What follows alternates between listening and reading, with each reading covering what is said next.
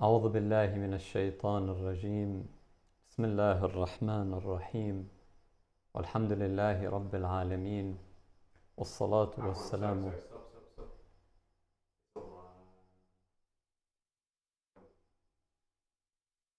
بسم الله الرحمن الرحيم.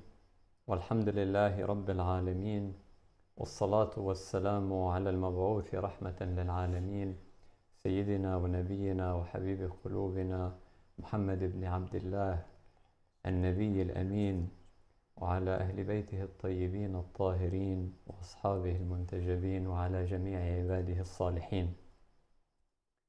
Assalamu alaikum wa rahmatullah, our dear brothers and sisters, wherever you are. First and foremost, I would like to thank you for dedicating and committing to following our program every night in the month of Ramadan as we journey together with the book of the world in light of philosophy, sociology, theology, spirituality, and psychology. I would like to welcome my dear brother Dr. Hassan Lami joining me tonight, and I would also like to recognize and express my deep gratitude to our dedicated media team, namely Haj Mustafa Hijazi, as well as our dear brother Muhammad Sadiq Hussein, for their hard work and laborious efforts in making this program happen and flourish, inshallah. اللهم علمنا ما ينفعنا وانفعنا بما علمتنا وزدنا علما وفقها ورشدا. Oh Allah, teach us what benefits us and benefit us with what you have taught us, and increase us in knowledge, insight and wisdom. Tonight's program will go like this. In the first part, as usual, we will break it down into two participations. In the first participation, I will touch on the question of the chosen people in the Quran, the notion of the chosen people.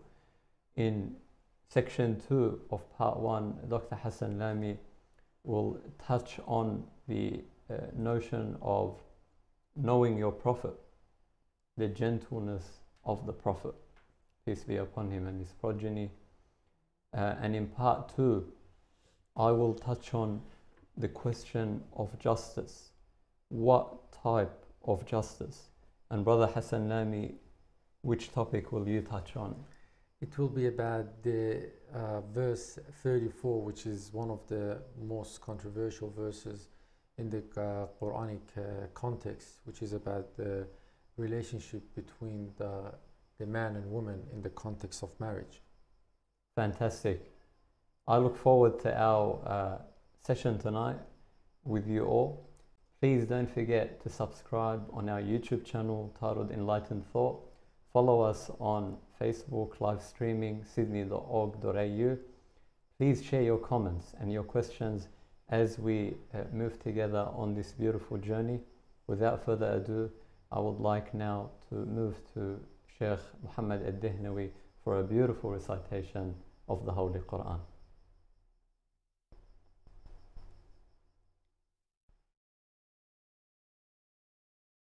بسم الله الرحمن الرحيم.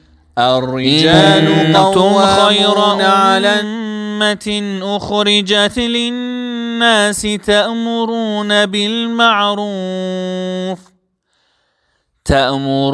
بالمعروف وتنهون عن المنكر وتؤمنون بالله.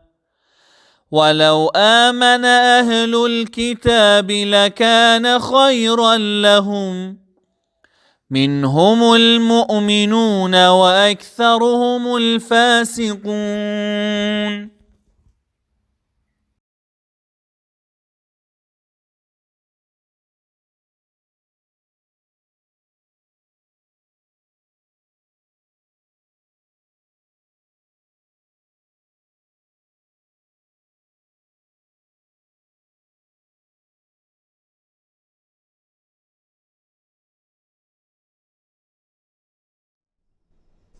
Allah Muhammad. Thank you, Sheikh Muhammad Dihnawi, for such a beautiful recitation of the Holy Quran. You are the best community brought forth for the good of humankind, promoting virtue, forbidding vice, and believing in God. Sadaqallahu al-Aliyyul Azim. My dear brothers and sisters, when we raise the question of what is the Ummah, what is the notion of the Ummah in contemporary society, especially in the Western context, we often hear two prominent perspectives that constitute two extremes. The first says that the Ummah is composed of a majority of believing Muslims who aspire to achieve a global caliphate, a global khilafah, or in a lesser degree, a global Islamic state. This is one extreme of the understanding of an ummah in the current debate. The other extreme, particularly in the collective unconscious of the Western audience, is that the Ummah refers to a group of Muslims who live in the West, who benefit from the services of the West, who enjoy the prosperity of the West, but are potential enemies to the West because deep down they don't have loyalty to their country. If you think about it, there is a grain of truth in both stereotypes around the notion of Ummah. However, when we dissect the two extremes, we will realize that both of them are utter nonsense. As we investigate and try to understand the notion of Ummah from a well-rounded, holistic, and intellectually informed perspective, especially from the Quran and the Islamic civilization. The word Ummah in the Holy Quran was mentioned 49 times, and the plural of Ummah, was mentioned 11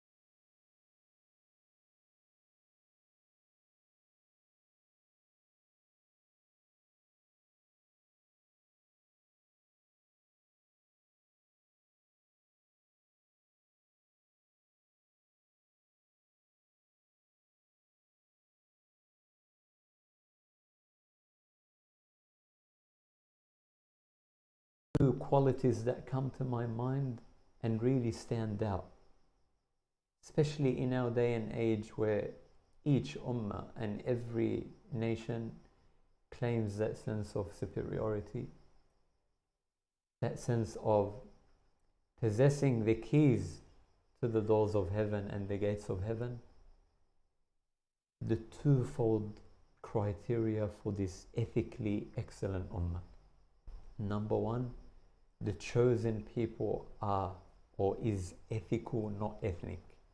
And number two, this position is not eternally granted, but is historical and conditioned by the effort and struggle of the members of that ummah. Let me move into more space in order to understand this perspective from a deeper angle of thought. When we look into the Arabic language, we see that the notion of ummah comes from the same root as amma, to lead. The Imam ya'ummu salat, ya'ummu al-musallin. He leads prayer and the people who pray behind him. So the notion of the best ummah in the Quran is the ideal example. Another meaning that gives us the same philosophy is al-um, the mother. And we know that al-um, at the heart of its existence and of its character, is the womb, which signifies values of mercy and compassion, values of inclusivity. And that is why we see and notice in the Quran that this best ummah is like the womb of the mother, where there is life, there is compassion, and there is inclusivity. In other words, just like the is the mother of her children, the ummah in the Quranic conception should be the mother for all people from different nations, different ethnicities, and different cultures. More than that, my dear brothers and sisters, when we think about the notion of ummah, we come to realize that it has a relationship with the notion of ukhuwah, or brotherhood. We mentioned the universal brotherhood last night, and how it is one of the key values of Islam in the existential sense of the word. Using symbolic or sound symbolism as a teaching device to understand the notion of ummah, we see that ukhuwah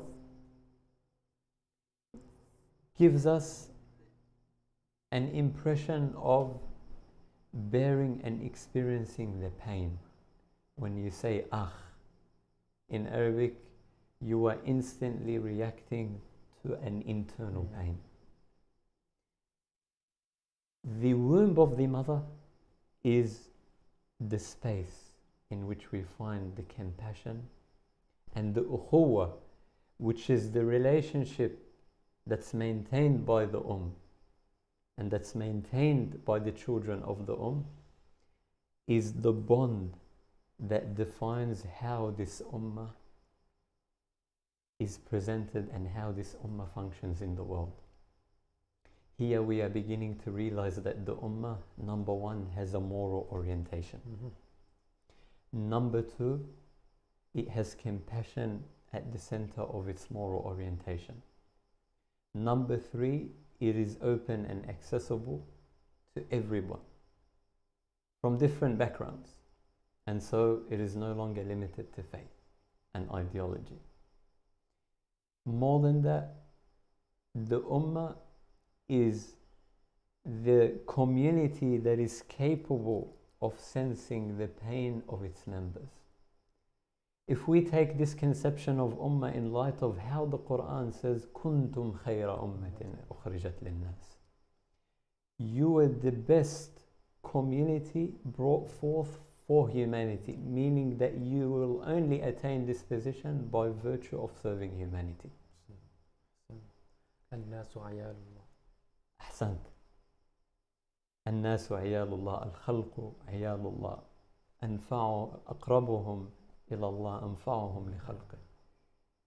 My dear brothers and sisters, every time we think about the notion of ummah, we understand that this is a responsibility that comes with effort and struggle. And it is not eternally granted to the people, but is rather open to all nations, and it is like a challenge that is open to all cultures in the race and the marathon of morality and excellence. I will not expand further on this. I'll finish off with two key points. When Allah says, كنتم خير أمة أخرجت للناس تأمرون بالمعروف وتنهون عن المنكر وتؤمنون بالله. Why did God choose to use the word ma'ruf? Ma'ruf is something that is known and familiar to humans, regardless of their culture. So this basic sense of goodness.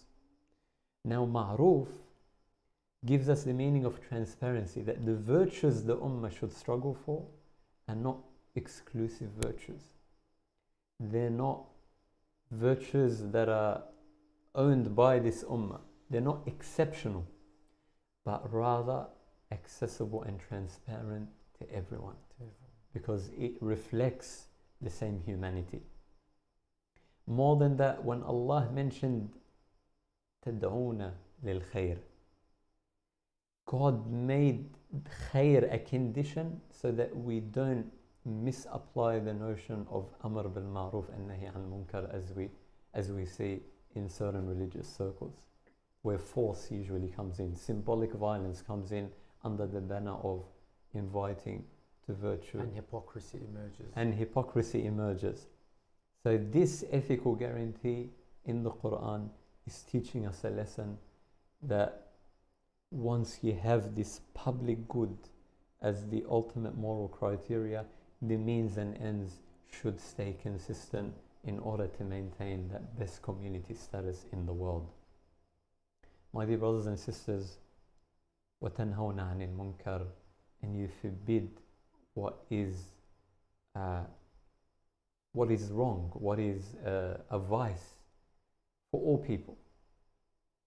And here I would like to present a practical example to you of the best nation.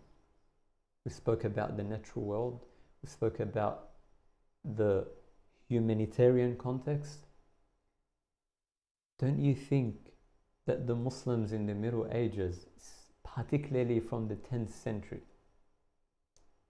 to the, let's say, 14th century, they had this vision of the Ummah in the holistic sense of the word? I'll give you the example of the Silk Road, which connected Central Asia with Persian culture and the Arab Peninsula. The Euro-Asian context came into harmony and interaction at the crossroad of the Silk Road, where Muslims back then, especially the Sufis and the spiritual masters, they became liberated from the political ideology of the Abbasid regime, which became fragmented. Politics was falling apart, and the notion of the Ummah in the humanistic sense was expanding and stretching to the most incredible limits of its capacity to connect with the other. These Sufi masters, my dear brothers and sisters, were carrying with them not only knowledge, not only spirituality, but goods and services. Doesn't this remind you of Montesquieu, whom I mentioned a couple of nights ago, the French judge and political philosopher, who once said, when two nations encounter one another, they have one of two options.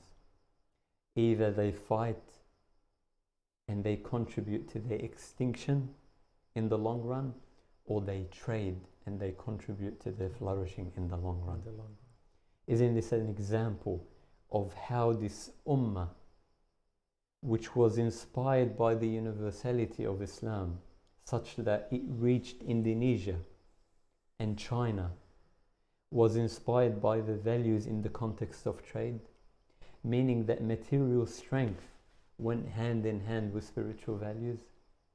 I would like you to think about this as food for thought, inshallah, and remember that this beautiful holistic context was best exemplified in the titles of masterpiece works produced by great spiritual masters and philosophers during that period, such as the Conference of the Birds by Farid al-Din al-Attar, and such as Ikhwan al-Safa, the Brethren of Purity, those group of people who were working to bring geometry, logic, metaphysics, mathematics, art, beauty, spirituality, ethics in one holistic context. Here, I would like to pose a question before we go to the next part, using what you have said. How can we, as Muslims who are part of West, so we identify ourselves as Australian Muslims, how can we bring this notion of ummah, the chosen nation, by the virtue of goodness? We can contribute to humanity again. So a question to our dear audience, how can we bring that ummah back again? We, as young, intellectual, faithful Muslims who have the identity of the West as well as the identity of Muslims, how can we bring that chosen nation by the virtue of goodness? We can contribute to humanity. Absolutely. Let us move on to Sheikh Muhammad al-Dihnawi for a beautiful recitation of the Quran before we embark on Brother Hassan Lami's insights, which he will share with us shortly. Thank you.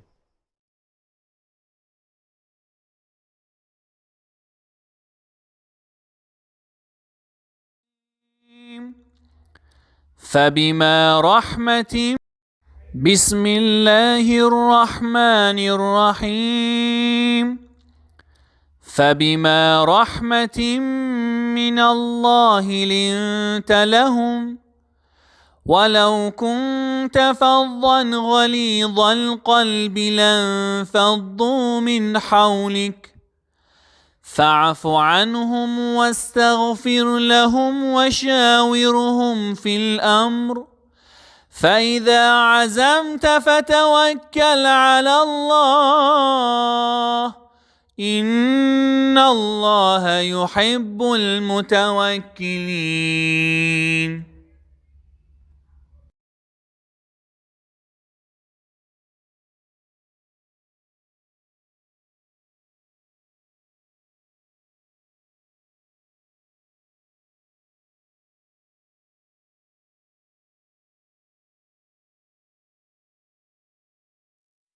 Assalamu alaikum again, dear brothers and sisters. So I'll be talking about Surah Al-Emran, more specifically from the verse 159. So when we look at Surah Al-Emran, just to put the verses into context, from verse 1 to 30 is about the people of the book and diagnosing different types of people of the book. Very similar how Surah Al-Baqarah started, but that was more general notion. From verse 30 to 176, it tackles different interrelated topics, such as the story of Sayyidah Maryam salamullah alayha, Yahya, Prophet Jesus salamullah alayh, the historical experience of Prophet Jesus, the issue of Mubahala, the internal issues and conflicts amongst the people of the book, and then Ibrahim again is presented as a role model. And then last night we did Hablullah, coming back to the Muslims, that Now you learn from history, previous nations, to make sure this conflict does not happen.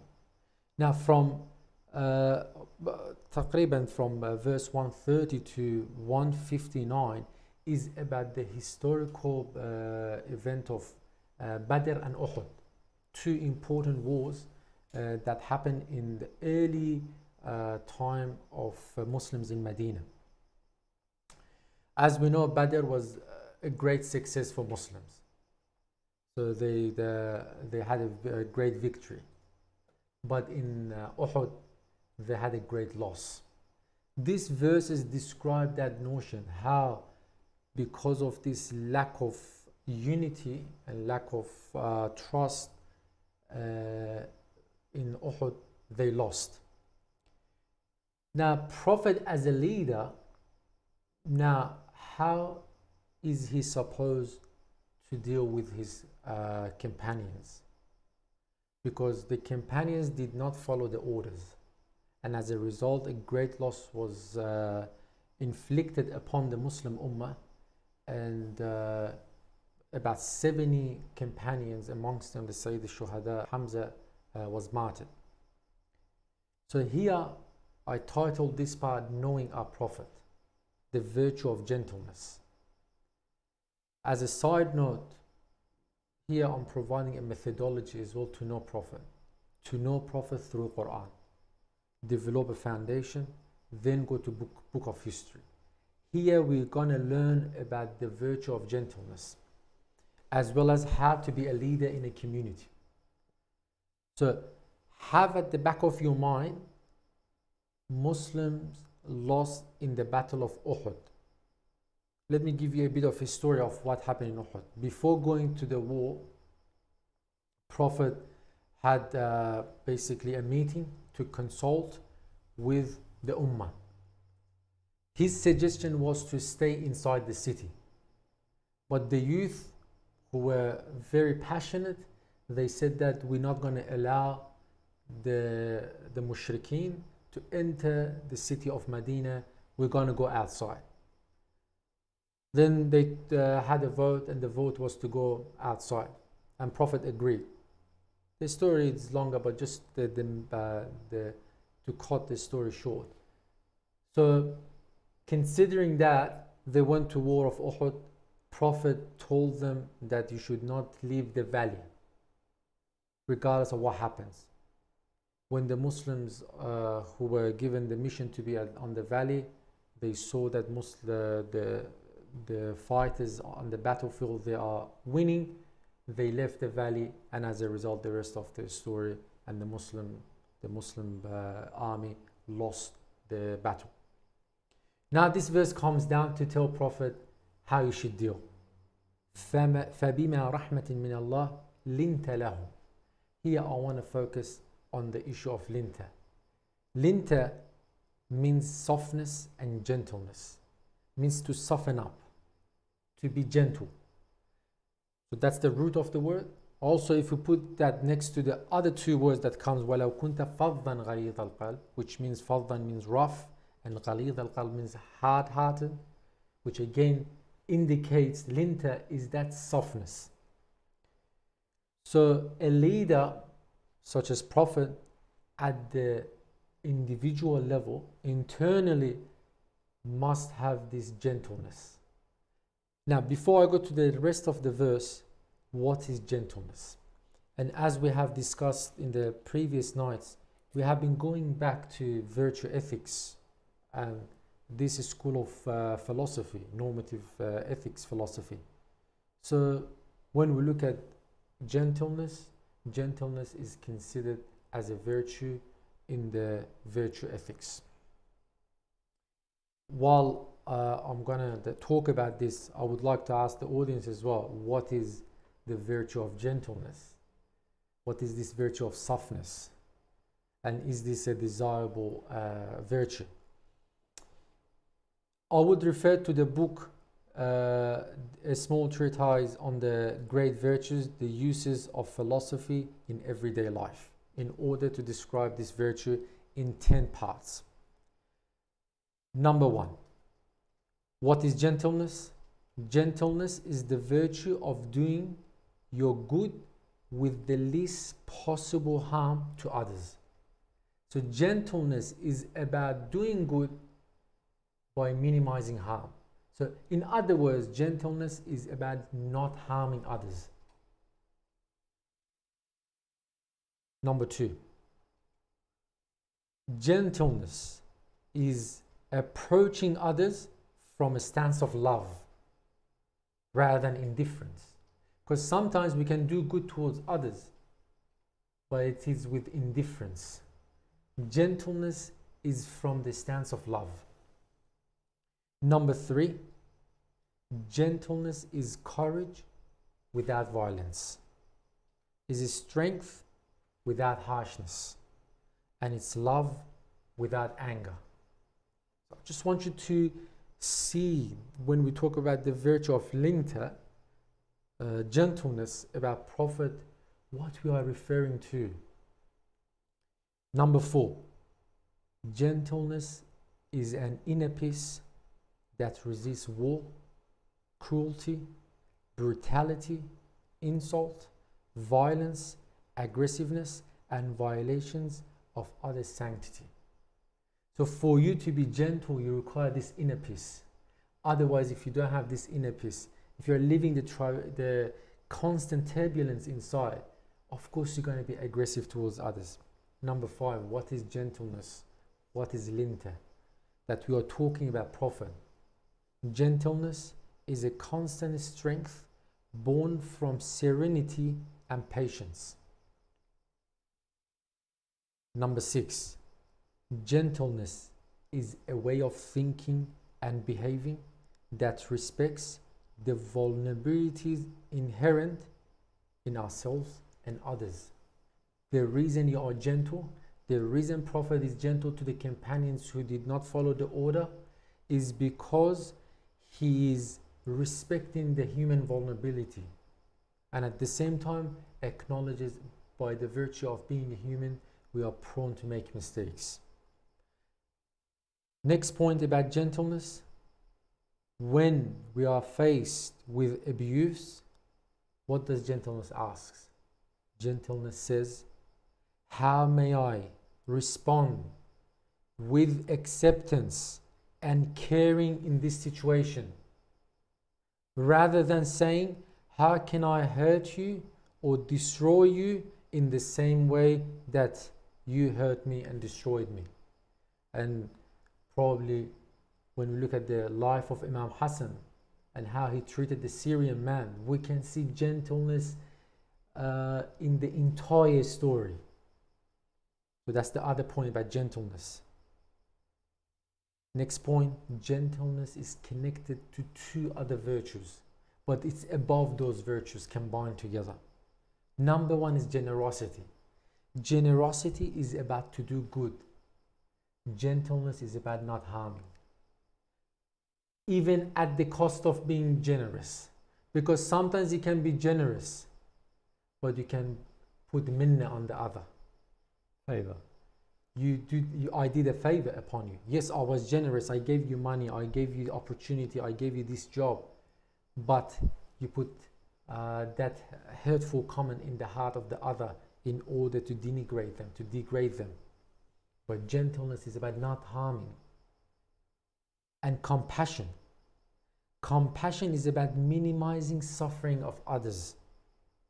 But gentleness refuses to cause suffering. So as you can see, gentleness goes a step beyond and combines both together and presents itself as a new virtue. And what is more important, especially in today's age, where gentleness is treated as weakness. Gentleness is not weakness. Because many of people at the time of Prophet, because of this gentleness as well, thought that he is weak and used to misbehave and mistreat him. Gentleness is about walking softly, but it can carry a big stick with it. The best example is Gandhi. Gandhi, with gentleness, brought independence to the Indian society. We can see Limia Boa, the leader of women of Liberian mass action. She brought peace to Liberia after 14 years of internal conflict through this gentleness, and she won the Nobel Prize in 2011. So gentleness is not about pacifism, but gentleness says that even to have peace, it is worth fighting for it. So this is the first part. Prophet possesses the virtue of gentleness. When we say gentleness, we mean all of these 10 things that we mentioned. We mean compassion. We mean generosity. We mean not to do harm towards the other. Means this inner peace. So this is at the level of individual internally. Now, if you develop this gentleness within, now when you come out and see the other, you will do the next level, which the verse says, فَاعْفُ عَنْهُمْ. You forgive others. If you have the level of gentleness, forgiveness is a natural consequence of it. Not only that, وَاسْتَغْفِرْ لَهُمْ. You ask forgiveness for them, despite they caused a big loss for the Muslim Ummah. More than that, considering this Ummah did not listen to the prophetic saying, so Prophet should say, I'm not going to consult you anymore. Look at this beautiful community leadership, which is very absent in today's age, where community leaders look at us from this position. We don't understand. We make the decision. وَشَاوِرْهُمْ فِي الْأَمْرِ. You have to consult with them. That's how a community grows. Even if they made a mistake, it's like a child. A child crawls, then walks, falls, then walks again, till can be independent. If you say, nah, this child is going to fall again and not going to allow the child to walk, this child is not going to develop to next level. وَشَاوِرْهُمْ فِي الْأَمْرِ فَإِذَا عَزَمْتَ. And now that you have made the decision through consultation and you are determined to move on, the component of tawakkul needs to be there. Because at the end of the day, whatever decision we make, always there is this insecurity in our heart, this indecisiveness in our heart. Tawakkul is this spiritual, emotional, psychological safety net to tell us that your heart can be settled. Now you have made your decision, you can move on. Inna Allaha yuhibbul mutawakkilin. To summarize, our Prophet exhibited the notion and the virtue of gentleness. Number one, if we want to understand Prophet in the books of history, this notion should not be forgotten. Any story which contradicts this point should be basically removed and not considered. Number two, let's practice gentleness in our life.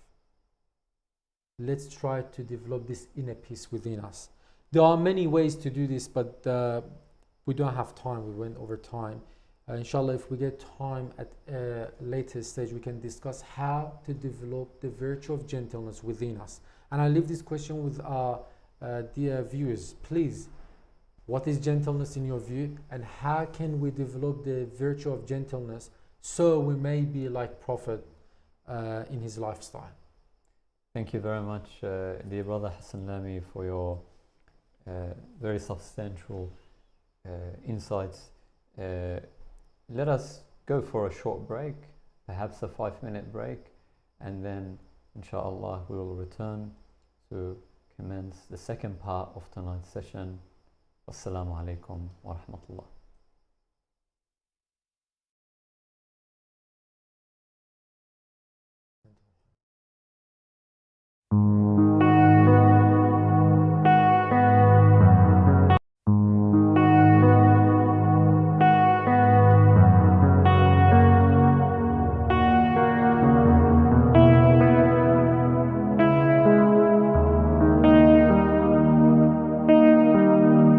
Allah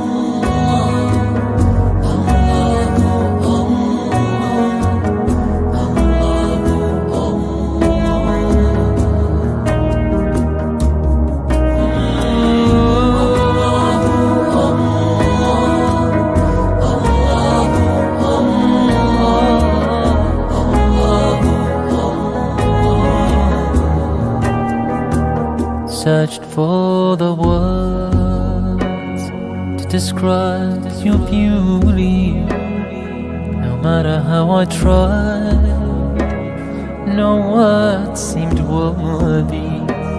Struggled to find the right words for you. Words just fail to describe what's deep inside. Subhanallah walhamdulillah, la ilaha illallah, wallahu akbar. Subhanallah walhamdulillah, la ilaha illallah, wallahu akbar. زمین آسمان جن و انسانی तेरी तारीफें करते बयां सभी बेखुद हुए दोनों जहां ही रुख से निकले जब ये कलिमा सुब्हानल्लाह वल्हम्दुलिल्लाह ला इलाहा इल्लल्लाह वल्लाहु Akbar. Subhanallah walhamdulillah la ilaha illallah wallahu akbar. در هوای تو پر می گشایم به امیدی که روزی سوی تو آیم. در وصف تو جمله ها را گشتم کلمه ای نجستم جز این که گویم سبحانالله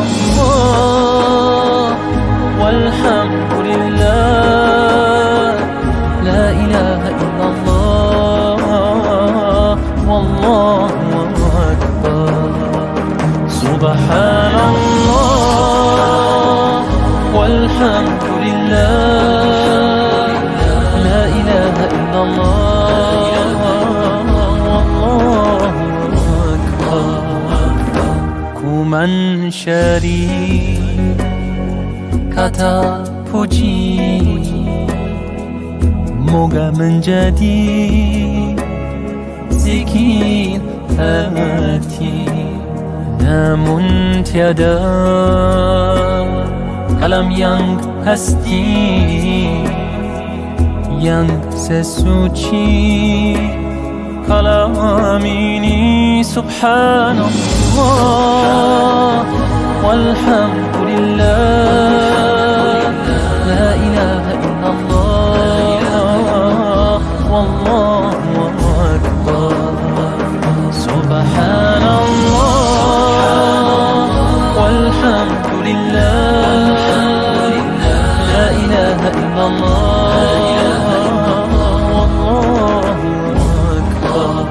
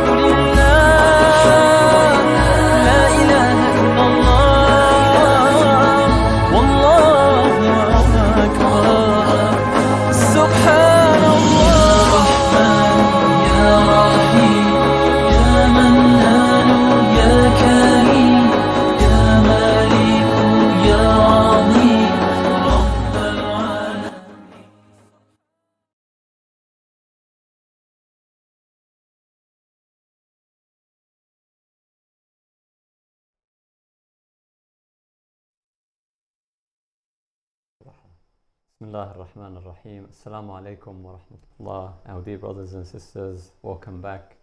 And thank you once again for joining us tonight. Let us listen to a beautiful recitation of the Holy Quran for the first participation of our second part for tonight's session by Sheikh Muhammad Al-Dihnawi.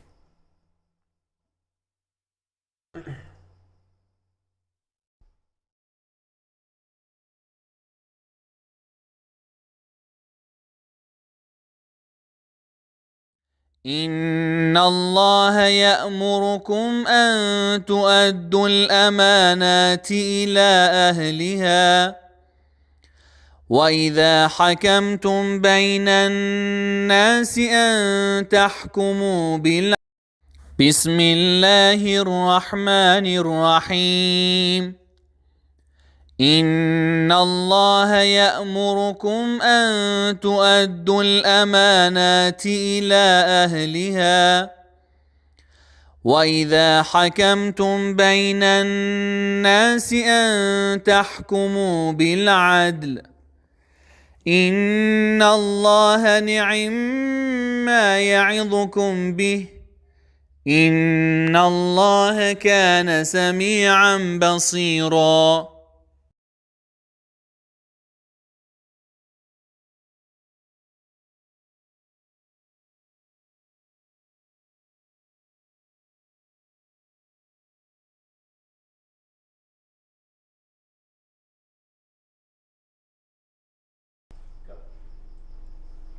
Thank you, Sheikh Muhammad Dihnawi, for your beautiful recitation of such a significant ayah in Surah An-Nisa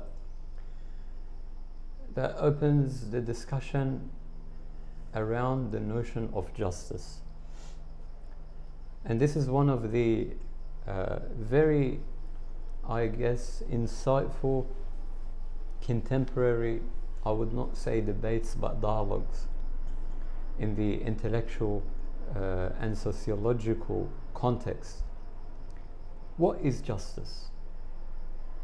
Can we talk about justice, or do we more sensibly need to say multiplicity of justice? Different models of justice, different applications of justice. Let me begin with this beautiful ayah. Allah subhanahu wa ta'ala says in the Holy Quran, in Surah An-Nisa, and return the things entrusted in your custody to their owners. And when you judge between people, when you engage in any sort of governance, do so with justice. وَإِذَا حكمتم بين الناس أن تحكموا بالعدل. صدق الله العلي العظيم. In the Greek philosophy, we have a school of thought that's called deontology. And this school of thought teaches us that, virtues, justice, good is something that is cohesive. It is something that is due. Deontos in Greek means duty. Whether we prefer justice or not, whether we agree or disagree, according to this school of thought of deontology, notions such as justice are what is due and what is permissible and what is not permissible in that very strict and abstract sense of the language. My dear brothers and sisters, there are different theories and conceptions of justice. As I posed earlier, is justice something that we can understand without looking into anthropology and sociology? Meaning, can we talk about justice purely from an Islamic and purely from a philosophical perspective, or should we communicate with the flesh of human experience and consult the diversity of cultures in order to understand not what justice is, but rather how justice is applied as well.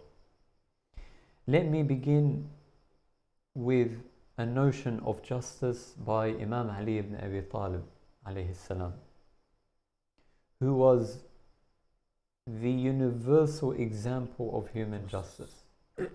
As Georges Jardaq, the Christian Lebanese author, described Ali ibn Abi Talib in his well-known book, The Voice of Human Justice, صوت العدالة الإنسانية. Imam Ali has a beautiful definition of justice that relates to what we call today as civil justice. And Imam Ali introduced the conception of civil justice at a time where the Umayyads committed 4 crimes against justice. Number 1, and this applies to the general context of the Muslim empires thereafter. Number 1, enforcing heavy tax burdens, unreasonable tax burdens on farmers. Number 2, nepotism. Number 3, misuse of public funds. And number 4 is arbitrary power. The misuse of power. In his well-known letter to Malik al-Ashtar, his appointee on Egypt, the governor of Egypt, Imam Ali alayhi salam fleshes out what civil justice actually means. And these are, again, not just 7 principles, but 7 lessons for us to learn. 7 lessons. The first lesson: the governor must recognize the poor people as the most in need of justice. And this reminds us of John Rawls, the great political philosopher in the 20th century, who published his well-known work, The Theory of Justice, especially distributive justice, and he became popular thereafter. John Rawls, who was a big believer in justice as fairness, as Imam Ali mentions in the first point to Malik al-Ashtar. John Rawls says to us, I want to organize society in a way that works in the interest of the least well-off people. What this means is that even after establishing a flaw of welfare, the least well-off in society will continue to have the right to claim redistribution of resources in society until their demands become a burden on the functioning of the entire community and diminishes the whole cake.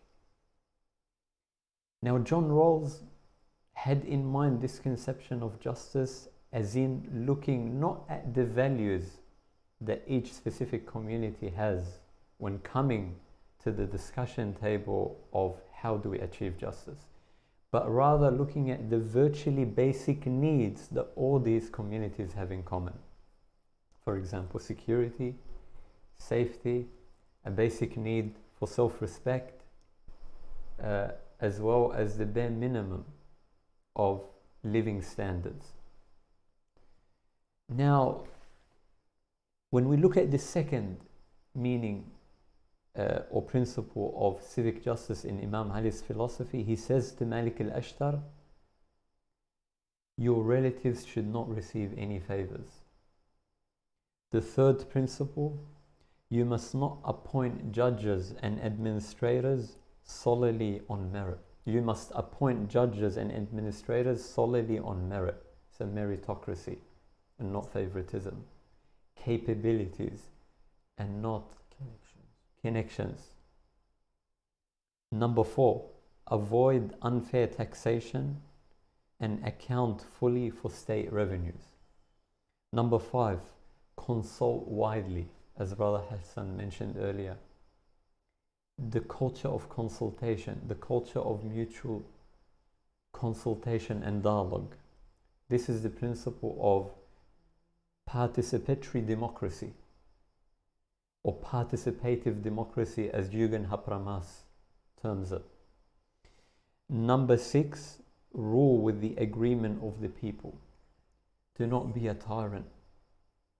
Do not act and behave and govern in the name of Islam whilst acting, behaving and governing with the spirit of a despotic rule and totalitarian spirit.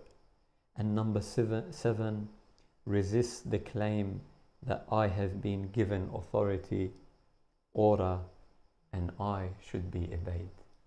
Allah. Look at this beautiful philosophy of Imam Ali alayhi salam in looking at civic justice. There's no need to define civic justice in a word. We look at its constituent parts and we try to improve our social institutions in a way that allows us to achieve the best of these principles across time and space and across human experience. My dear brothers and sisters, the question of justice does not pause here. It continues. This is only one type of justice. Anthropologists today are beginning to revisit the question of the multiplicity of cultural languages in relation to justice. And this may explain why the Quran gave us a general guideline to justice. Specific theory. Not a specific theory in economics, as some may assume and think and promote, which I think is like walking in a minefield full of explosives. My dear brothers and sisters, let us look into the anthropology of justice. Scholars today are discovering that there is a difference between the American way of defining justice and the Chinese way of understanding justice. The American people, they look at justice as a universal abstract principle that's based on 2 principles. Number 1, avoidance of harm, and number 2, justice as fairness. Whereas the Chinese human being does not look at justice as fairness or morality as fairness, but rather prefers to have a mediator to resolve a conflict in order to remove animosity and mend relationships. This is because in these traditional cultures, the values are defined by what anthropologists term thick values and not thin values, meaning values that are grounded in the customs and conventions of that society, what we call in maqasid al-sharia al-urf, customary law. And that's why the word morality comes from the Latin mors, which means the prevailing conventions and practices in a particular community. Even the word ethics comes from the Greek word ethos, which means the character of a community. So there is this communitarian context that is central to understanding Ma'ruf, justice. what is known to be good in that community. Ahsant. As we mentioned earlier, ma'ruf, what is known to that specific community. So these traditional communities function with 3 values, and these are the thick values. Number 1 is loyalty, which Ibn Khaldun calls asabiyya. That there are strong bonds within that community that need to be highly respected. And that's why mediation is a big factor. Number 2, reverence, which is the values and the rules that are non-negotiable. There is no negotiation over them. And number 3, respect, that there is a hierarchy embedded within a set of relationships, such as the father and the children, the governor and the subjects, the teacher and the students, and so on and so forth. My dear brothers and sisters, this conception reminds me of another author who looked into justice. And I want you to think about this with me.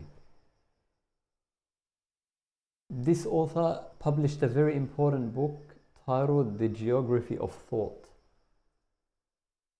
His name was Richard Nisbet, who studied American students and Japanese students to see how the 6,000 cultural languages we have in the world are not only expressions, but they are also conceptions of morality, different ways of understanding the common and universal morality within the context.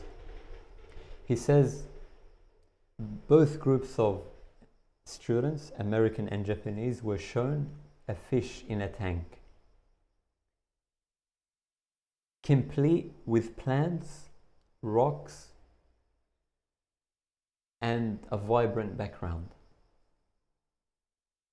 These students had to give their impression of what they observed and what they focused on. The outcome was fascinating. The author observed that the American and the Japanese students actually looked at the fish. And this is morality. We don't differ. We don't disagree on the overarching principles. But the Japanese students paid 60% more attention to the background. Which means, my dear brothers and sisters, that we need to take into account the dynamics, the particularities, and the cultural grammar of each society before we speak about these general frameworks of justice. That's why in the Quran, even in family conflicts, Allah subhanahu wa ta'ala gives us this thick view of justice. وَابْعَثُوا حَكَمًا مِنْ أَهْلِهِ وَحَكَمًا مِنْ أَهْلِهَا إِنْ يُرِيدَا إِصْلَاحًا. Along these lines, that when there is a conflict between two people in a relationship, you can consult a middle ground man from her family and a middle ground man from his family, and have the intention to come together and resolve the conflict. I'll quickly finish off. I think I went over time, right? We are 9:34. Okay, so I'll actually pause here, and in the conclusion I'll finish off with the story about justice, and now we can move on to our final contribution. Before we do so, let's listen to the final recitation of the Holy Quran by His Eminence Sheikh Muhammad al-Dihnawi.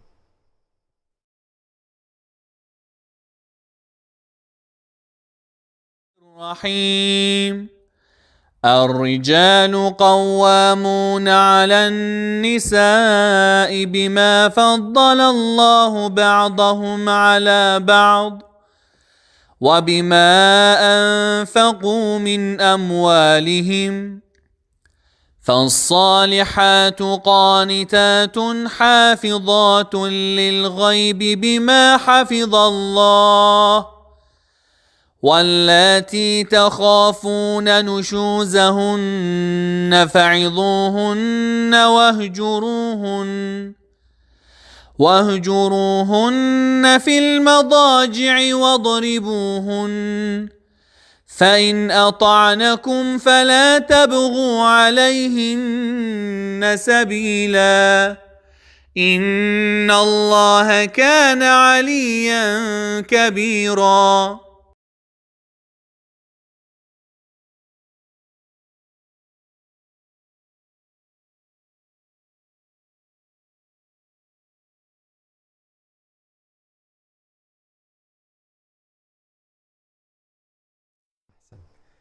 Thank you, Brother Muhammad Wahabi, and our sincere apologies to our audience for going over time. We plan to go within 50 to 60 minutes, but the topics are really basically deep, and you need to give a brief sketch This verse, I didn't want to discuss it during Shahr Ramadan just to minimize controversy, but sometimes we need to talk about the elephant in the room.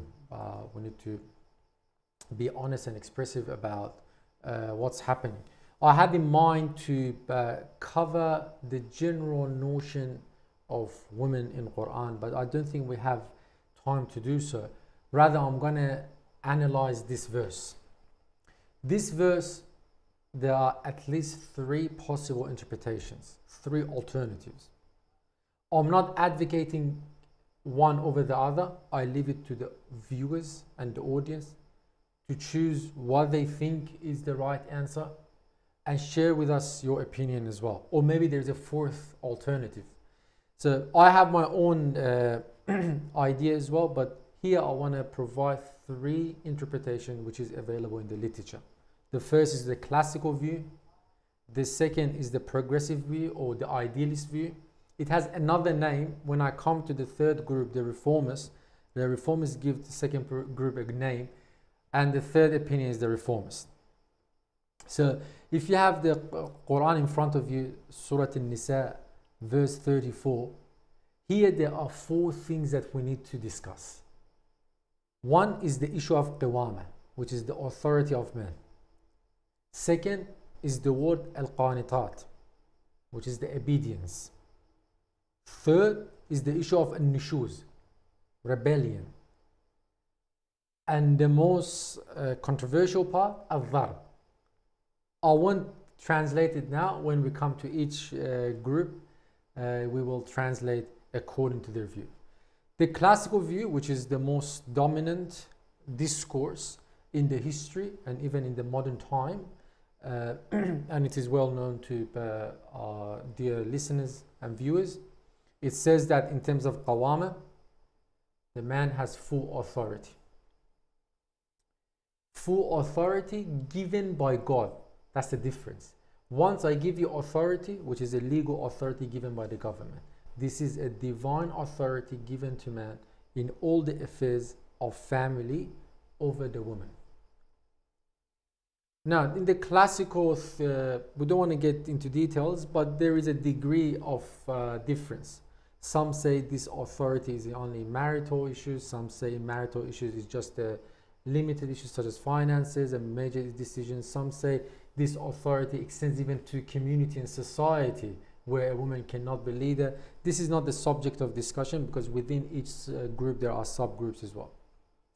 Number 2, qanitat.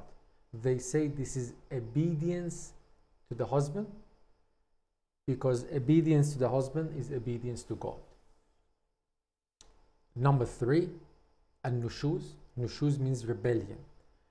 Now there are multiple interpretations. I give the common one, and that is if she disobeys any order.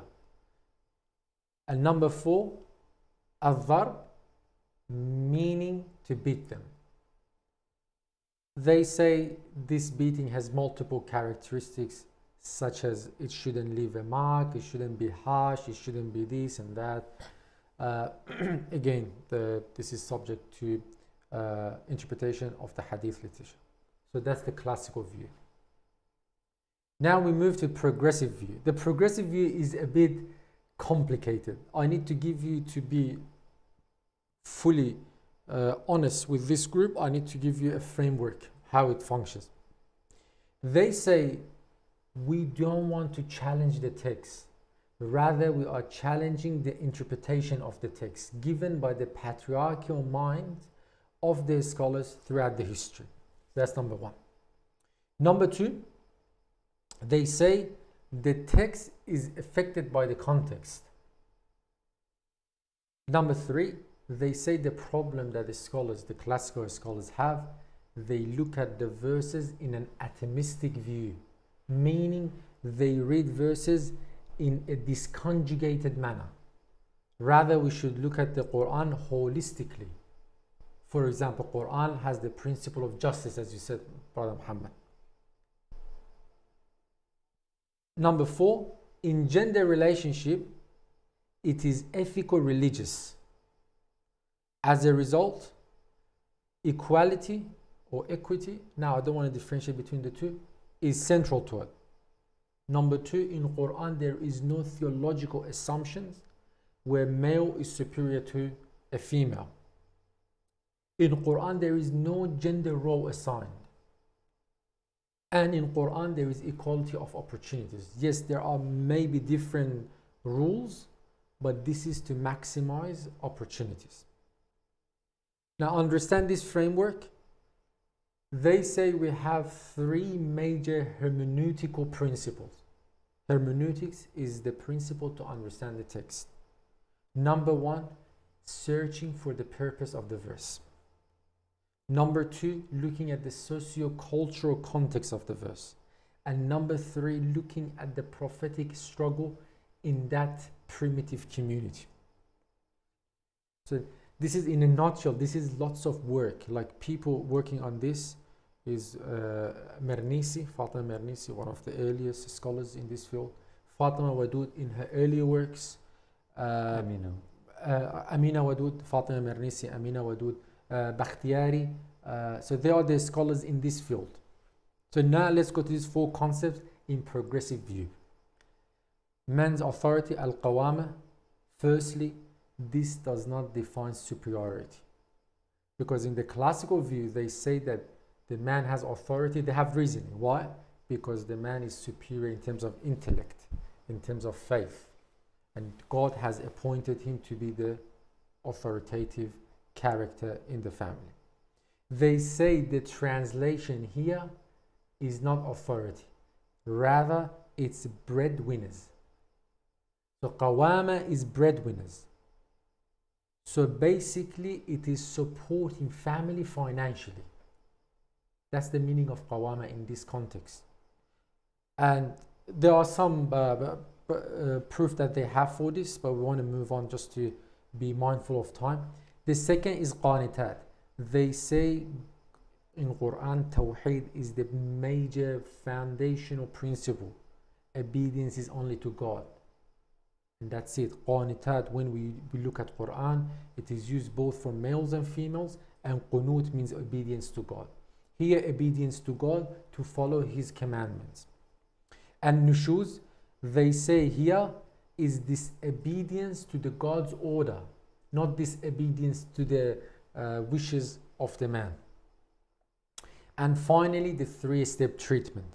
Here, when they come to daraba, they say daraba has many meanings, such as to travel, such as to beat, such as to set up, such as to give examples, such as to take away, such as to steal. So, for example, Mernissi translates فَضْرُبُوهُنَّ to stay away, or divorce. Wadud in her earlier works to set an example, and so on and so forth. So this is the progressive view. There is more to it, but I'm very mindful of time. And then the reformists. The reformists, they have nothing to do with the classical. They said, okay, that's classical, can't do much with it. It's very traditionalist. They call the second group the progressive apologetics. They say these principles are hermeneutical acrobatics. You're just playing with words. So they're very honest. They say we actually discussing the text, not the interpretation. They say we require intellectual courage and honesty to say this text was at that time, and now we say no to it. So they accept the translation with a bit of modifications to lessen the degree of the classical view, but they disagree with the progressive in a sense to beautify it. They say, no, this was at the time in that context, that's their interpretation, but now we just say no to it. Because as you said, justice transforms throughout time and history. So they say, this is, if I don't have time to describe these two terms, this is a descriptive verse, not a prescriptive verse. Descriptive of the society of the time, not prescriptive for all the societies. So they say this is a very important principle in the reformists. They say Quran provides sufficient seats for equality and social justice, but it is not the maximum. Quran here is not to tell us the maximum in terms of the methodology, because humanity is growing. Rather, Quran is to provide us with the sufficient seeds if at any time we fall back to go to primitive society. So these are the three views: the classical, the progressive, and the reformist. For example, Farid Essaq is one of the reformists. Amina Wadud, in her works post 2006, she seems to be of this view as well. So this is in a nutshell. Now, as Muslims, there are multiple studies in Britain, in England, that has assessed the effect of such views. Now, as Muslims, we need to ask, firstly, which view we belong to, with all honesty, with all courage, with all gentleness, and then see if we can live with it in the modern context. So I stop at this point, and again, my sincere apologies to the viewers for the time that we took. I'll leave it to you, Akh Muhammad. Thank you, dear Dr. Hassan Lami, once again for your great contributions. I would like to thank our dear viewers for their patience and perseverance with us on these blessed nights. Just to summarize in a nutshell, the chosen notion, the people that are chosen in the Quran, in the Ummah context, are not limited to the followers of Prophet Muhammad, but any Ummah that follows the right path. That's the take-home message from the first part. Secondly, in relation to justice, and I promise you to share the story, but I'll do so tomorrow night. In relation to justice, the lesson we learn from Imam Ali alayhi salam reminds us of the fundamental principle of Roman law, which says that justice requires to hear the other side. To hear the other side. Consultation. And finally, Brother Hassan Lami, if you want to summarize both of your contributions in a sentence or two before we end this session tonight. I would just say that reflect upon the virtue of gentleness and see how you can become gentle in the 10 descriptions that I provided. وآخر دعوانا أن الحمد لله رب العالمين. Assalamu alaikum wa rahmatullah. Don't forget to share your comments, your thoughts and questions, and we'll see you tomorrow night, inshallah. Fi amanillah. Assalamu alaikum.